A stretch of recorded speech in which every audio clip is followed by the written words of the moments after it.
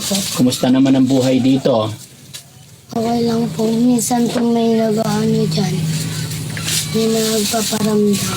Ay, may nagpaparamdam din sa inyo. Anong ginagawa pag naramdaman mo? Wala po, pumapasok na lang po sa bahay. Pumapasok kayo sa bahay. Ano ba yung nararamdaman mo dito? Parang pong nakakakilabot. Oh?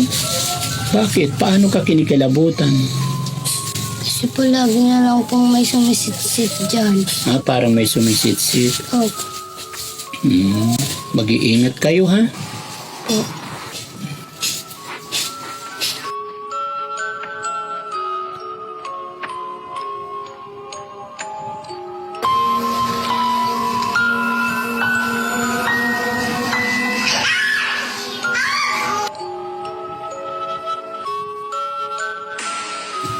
Paano nangyari tayo?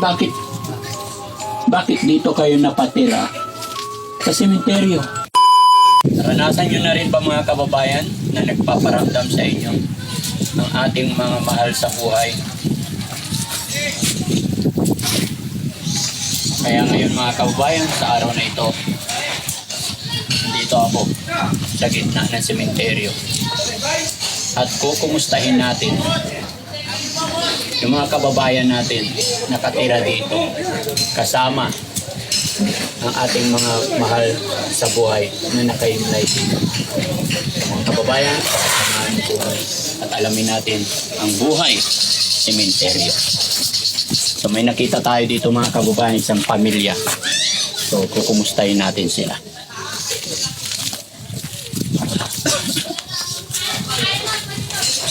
Tao po. Tao po. Ay, magandang hapon. magandang hapon po. Ako po si Daddy Frankie. Pwedeng kayo nakatira dito. Opo. Tay, magandang hapon po. Hello po. Pwede pumasok? Opo. Kumusta po kayo? Okay lang po.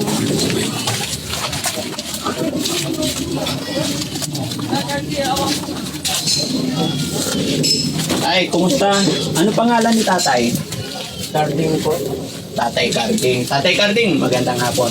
Ako nga po pala si Daddy Frankie. Namasyal lang ako dito sa loob ng sementeryo at napansin ko itong bahay niyo. Kaya ako nandito ngayon. Pwede po ba kayong makumusta at makausap, mga kwentuhan? Gusto ko lang kasing malaman yung buhay-buhay dito sa sementeryo. Okay lang po? Yan. Sino mga kasama niyo tayo? Ito po ang anak ko po, yung panganay ko. Hello. Ito pangalawa, ito bunso. Pero sa una malalaki na. Sa una, malalaki na. Sige, upo kayo tayo. Pwede tayo umupo?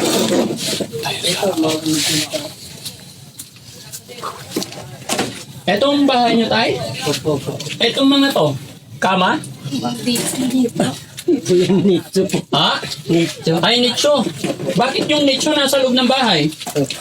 Wala po kaming matirahan po. Hindi kayo natatakot tayo na yung nicho nasa loob ng pamamahay ninyo? Yung una po, rin natatakot. Pero na kami dito, mag-2 taon na eh. 2 taon na kayo nakatira dito? Opo. Yung una, natatakot ka rin. Opo. Ngayon? Oo, nasanay na rin. Nasanay na. Pero yung mga yan, kilala nyo ba yung mga yan, tay? Hindi po. Ay, hindi nyo kilala. Kasi dati nung nasa ako ng basura nagdadrive, diyan sa tapon, yung tambayan namin to. Opo. Bago doon nangungupahan ako doon sa looban doon. Ang problema nung nawalan ako ng trabaho, wala na akong pangungpa sa bahay. Ngayon, itong tambayan namin, ginawa ko kubo-kubo. Hanggang sa ginawa mo ng bahay ngayon. Opo. Tay, bago ang lahat, okay lang idikit ko itong mic sa'yo para magandang usapan natin. Okay. Anong pangalan ulit ni tatay? Carding po. Tatay Carding. Yan. Ilan taon na si Tatay Carding? 60 po. So, sabi mo tay, ito mga anak mo, tapos may anak ka sa una. Opo, 3. Sa una, 3. Lahat may asawa na. Tapos ngayon, 3 rin. Asan asawa niyo po? Nang ngalakal po, nasa palengke. Kasi yung tapon dati dito, nilipat sa palengke gawa nung ginagawa ni Pali. Nangangalakal ang asawa niyo? Nangangalakal. Ilang taon na po asawa niyo? Sa 40 lang. 40. Kayo po? 64. 64. Kumusta ang buhay-buhay dito? Ito, okay lang naman. Nakakaraot din kahit na paano. Paano nangyari tayo? Bakit dito kayo napatira? Sa sementeryo. Anak, upo ka. Halika dito nga. Wala pong, wala naman pang sa bahay. Kaya, ito, gumawa na lang ako ng paraan para meron kami mga silungan. Sanay na rin yung mga anak nyo dito. Opo. Saan sila nag-aaral? Dito po dyan sa high school. Sa, bago itong isa. Dito sa Ubiquio. Tapos yung bunso, ilang taon na yun? Isa. Magdadalawa po. Na magdadalawa, running 2 years old. Puro babae. Puro babae. Puro babae, walang lalaki. Hindi kayo natakot tayo? Wala kayong nararamdaman ng mga multo paggabi? Curious lang po ako. Di dati nung, bago kami tinaray ko, may sabi na, dito raw, meron daw lumalabas dito sa may puno na, Ay, ito, yung malaking puno. sabi niya. Medyo, noong una, medyo parang pinipilabutin din ako. Kaya lang, siyempre, wala rin naman magawa eh. Kaya, sanay na rin sa katagalan. Ikaw, Ning, anong pangalan mo? Rochelle po. Rochelle. Ilang taon na si Rochelle? Magpo-14 po. Running 14. Ikaw, Rochelle, siyempre, ilang taon ka na nakatira dito? Wala kang nararamdaman, walang nagpapakita sa inyo. Meron po. Actually po parang like nakulang po kasi po parang may nasagot daw po akong matanda tapos inano po ako ng ganito. Ano yan? Ano Dalawang paa po. So, nagpaulit-ulit yung Pabalik-balik? Opo. Allergy yan. Hindi kaya allergy yan? Hindi daw po. Patingin? Dalawang paa po. Dalawang paa. Opo. Ano yan, minamaligno? Yan po yung sabi, may nasagot daw po akong matanda na hindi daw po tao. Paano mo nalaman? Sinong sabi sa'yo?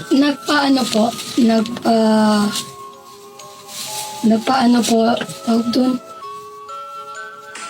Nagpatawas? Opo. O, anong sabi? Yun nga daw po, hindi daw po tao yung parang di daw po alam kung may galit sa akin yung matandang yun or gusto lang daw po kung Pasakitan? Opo. Gaano na ba katagal yan? Magto 2 years na po. Patingin. balik lang. Taas mo nga, sige, hanggang tuhod. Hanggang dyan lang naman. Opo. 2 years na yan. Sa kabila, ano na mga ginagamot ninyo dyan? Nung una po, wala po talagang ginagamot. Tapos, nung lumala na po, dinala siya sa skin clinic. Tapos, umulit pa din po. Anong sabi ng skin clinic? Lang daw po gamutin, tapos umulit po ulit. Baka nakakain ka ng bawal, kasi bawal ang malansa dyan. Ano sabi naman ng gamot sa'yo? Kung nakain daw po ako nung kumain lang po ako ng bagoong, doon po lang lumala.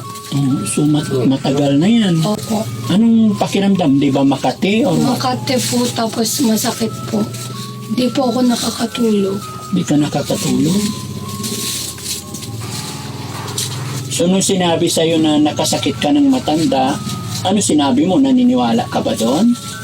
Una po hindi. Tapos nung bumalik po, parang naniwala na po ako na parang nakasagot nga po ako. Bakit? Bakit mo nasabing nakasagot ka? Kasi po may pagkapasmado din po yung bunganga ko. Like, may pagkabastos po. Ay, bakit? So ngayon, hindi na. Sana hindi na pasmado yung bunganga mo, ano? Si tatay naman, anong nasabi ni tatay? Nakita mo ganyan yung sakit ng anak mo? Hindi, kasi nung unang ko rin, papakula ko ng talbos ng mayabas. Opo. Nalanglas ko yan. Ang problema ko, hindi parang hindi nawawala. Kaya ang ginawa ko, dinala ko na sa skin clinic niya. Opo. Tama yun tayo. Eh, sa skin clinic naman, lang siya, binigyan na siya ng mga gamot. Kasi nandun, wala naman kami nabutan doktor, yung assistant na nandoon. Bago pinunan lang yan ng picture, bago nagbigay ng gamot. Sabi, pag yung magbago, bumalik ka na lang, bumalik ka ulit. Eh, ang problema nga, nung araw na pinapabalik kami, hindi na kami nakabalik. Wala naman kami pera eh. Simple, pagbabalik ka doon, kailangan mo ng, pambili ng gamot. Pagbiligyan ka ng sitra, bibili ka ng gamot. Eh, wala naman kami pera, hindi na kami nakabalik. So 2 taon na yan na ganyan. Paano yun? Nag-aaral ka? Ano po, graduate po ako na may ganito. Gumraduate ka? Medyas niya hanggang Hanggang taas. Anong pakiramdam? Nakakahiya. Bakit? Nakikita ba ng mga classmate mo? Opo, nung una po kasi wala po talaga akong medyas. Lagi po ako nakasibilyan. Oo. Tapos parang naano po yung teacher ko na daw po ako magpalda. Tapos yun nung po, pumasok po ako, parang napagtawanan. Napagtawanan ka? Pinagtawanan ka dahil nakita nila yung ganyan. Anong naramdaman mo nung napagtawanan ka? Nakakahiya po. Anong ginawa mo? Nung una po, ayoko na po talaga pumasok. Tapos? Yun nga po, sinabi po ni mama na magmedyas na lang daw. Kasi graduating din po. Kaya yun po, ginawa ko.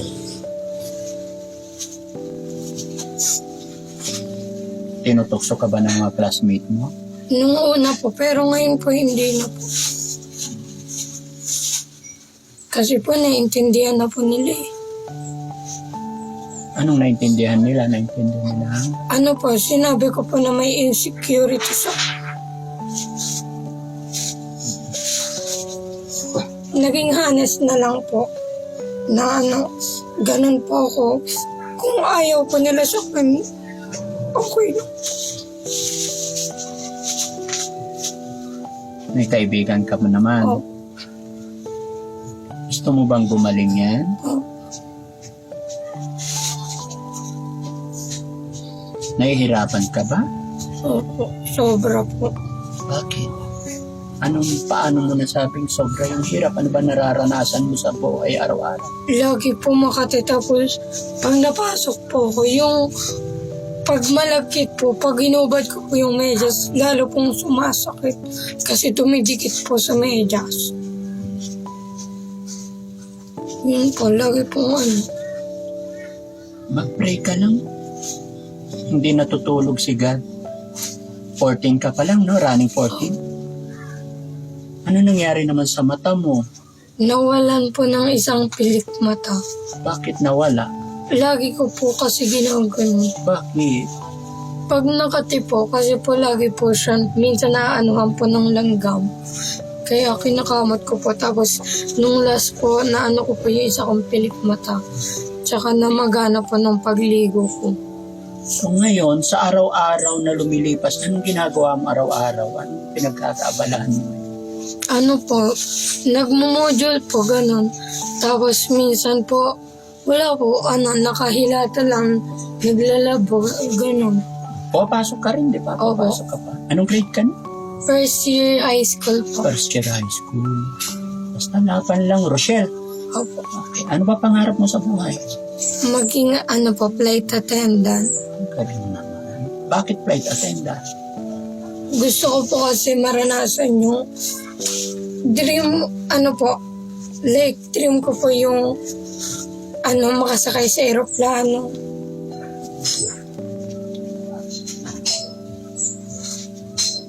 Tay. Kumusta naman si tatay?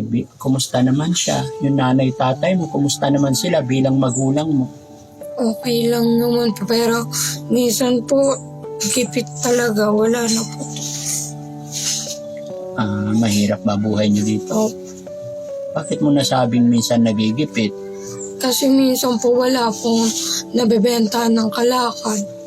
Ganun po, tapos minsan po yung mga utang po lagi na lang sinasabi na utang na naman, ganyan-ganyan. Pinagsasabihan kayo ba kayo ng pinagkakautangan niyo? Opo, na wala nang bigay sa pangungutang, mangungutang na naman. Ganun po. Kaya nakakahiya na po. Yeah. Ganun talaga ang buhay. At least, hindi kayo sinusukuan ng nanay at tatay mo, no? Basta wag ka lang tumigil mangarap hanggat na pag-aaral ka ng magulang mo. Wag kang titigil mangarap, ha? Anong sasabihin mo kay tatay? Thank you po sa lahat na sakripisyo.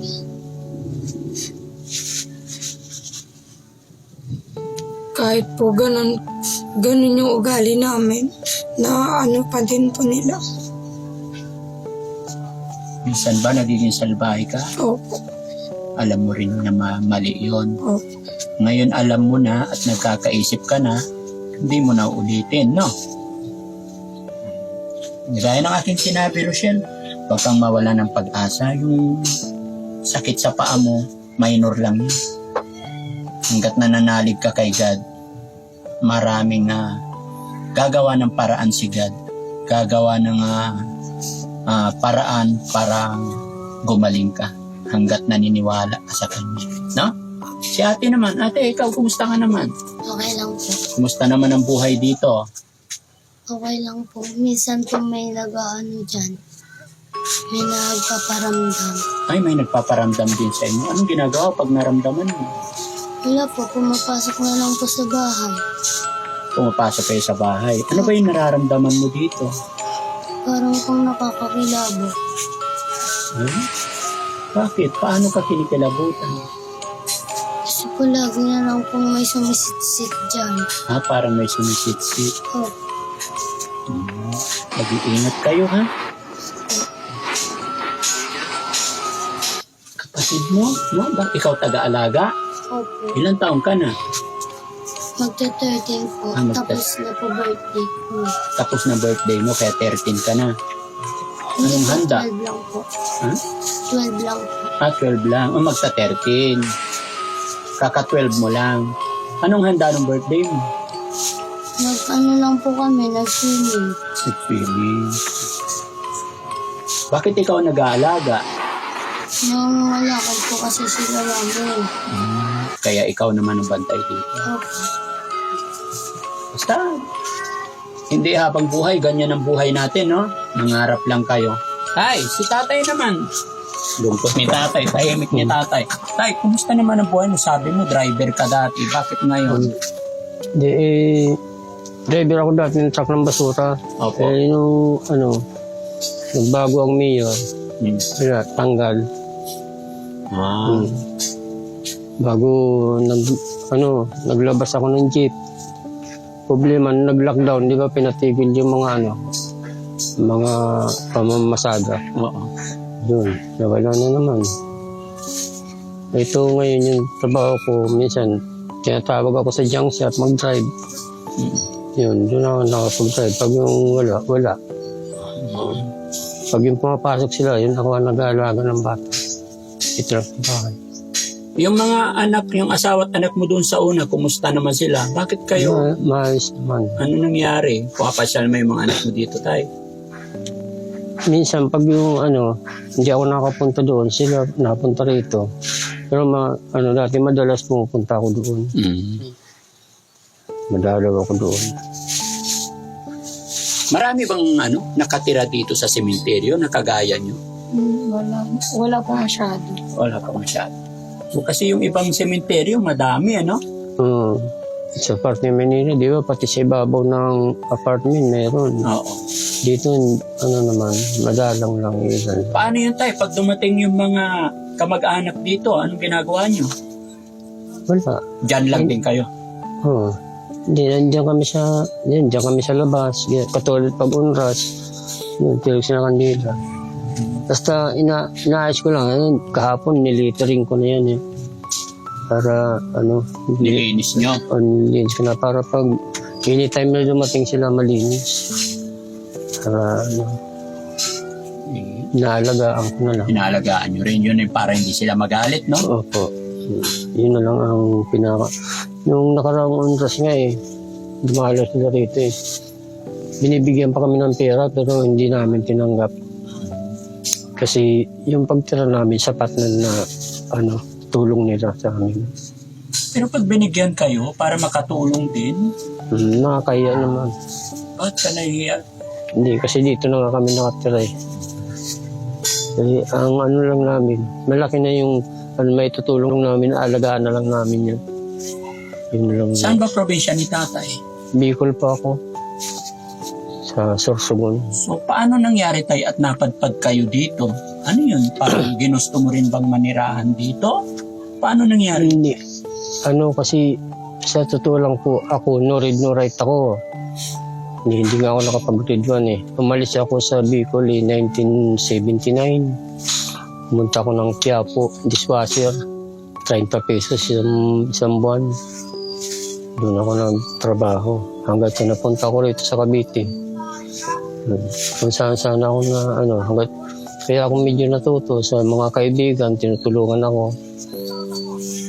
Tinanong sa akin ng pangalan ko, sinulat nila, ginagaya hanggang sa binigyan ako ng comics, pinagbabasa-basa ako, yun, medyo natututo konti. Bago hindi na ako nakauwi ng probinsya, siguro bago ako nakauwi ng probinsya, mga 5 taon ako rito, Cavite, bago ako nagbakasyon sa probinsya. Simula 1979, mga 3 beses lang yata ako nakauwi ng probinsya. Hindi na ako nakauwi. Namatay nga ang nanay ko, hindi ako nakauwi kasi wala akong pera, wala akong pamasahe.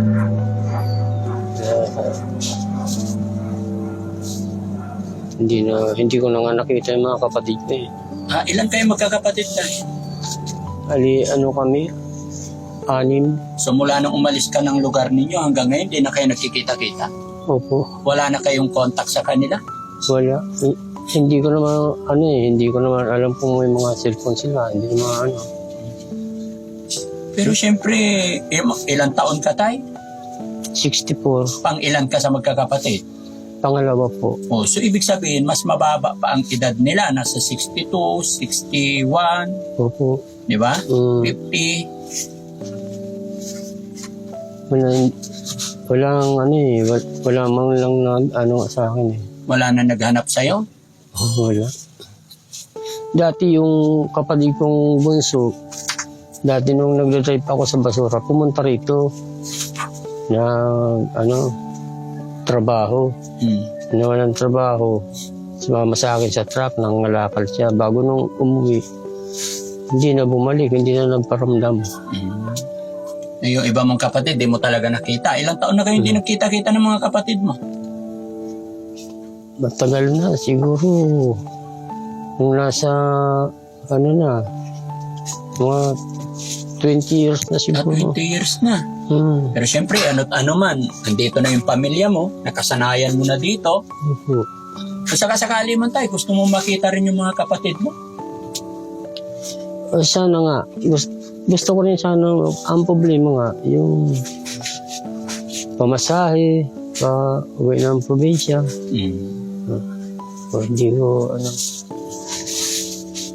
Hindi ko kapos din eh. Tay, eto po, naka-video po itong usapan natin, naka-record po. Okay lang po ba i-upload ko sa YouTube at saka sa Facebook? Opo, okay lang. Okay lang. Okay lang po. Tay, panigurado ako tay, mapapanood or mapapakinggan ng mga kapatid mo to. Sana. Ano ang mensahe mo sa kanila? Baka may gusto kang sabihin sa kanila para baka sakali sa pamamagitan ng video natin ay magkausap man lang kayo. Pwede kang manawagan sa kanila tay kung ano yung nararamdaman mo. Marilyn. At saka si Marisa.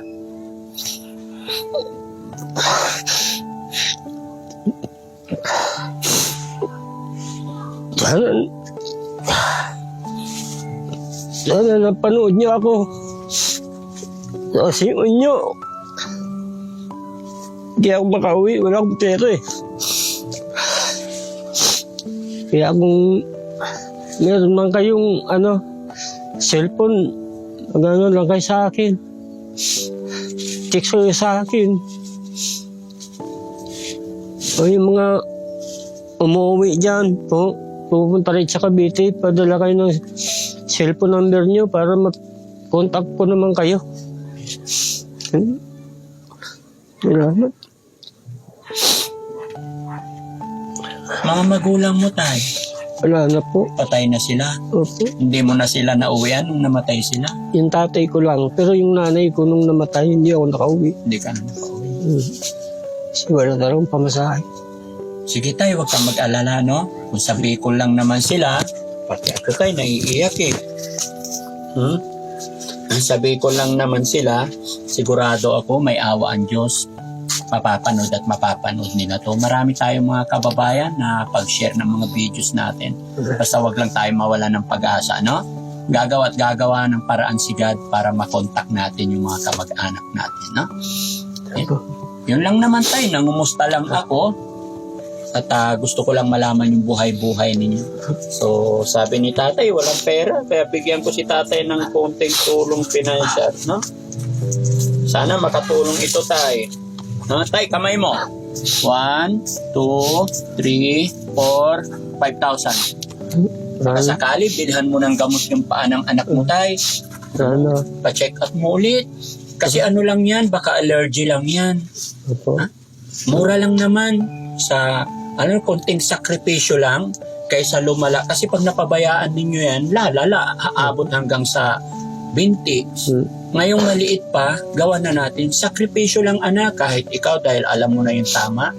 Punta kayo sa public hospital, may mga ang babayaran nyo lang naman yung gamot, bibili kayo ng gamot. Gamot lang yan, mawawala yan. Kaysa yung naghihirap ka, ha? Okay? Maraming salamat po. Ingat po kayo rito. Na? Ano masasabi ni Rochelle? Rochelle, okay ka lang? Thank you po. Yung mga tita mo, nakita mo ba yung tita mo, kapatid ng tatay mo? Hindi po. Ano sasabihin mo sa kanila? Baka may mensahe ka sa kanila. Sa mga kapatid mo sa baka may gusto kong sabihin, kumustahin mo sila. Dami ko po. Ha? Na Barbie. Kay Ate Barbie po, happy birthday. Lahat ng kapatid mo para hindi sila magselos.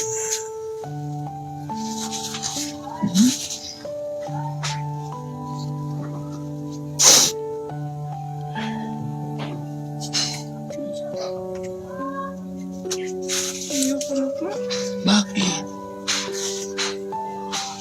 Sa mama mo, tingnan mo, ang init-init ng panahon, naghahanap buhay yung nanay mo. Anong sasabihin mo kay nanay na kahit na mainit, talagang kumakayod para sa inyo? Thank you po sa sakripisyo. Pag po ako naging successful, bawal po ako.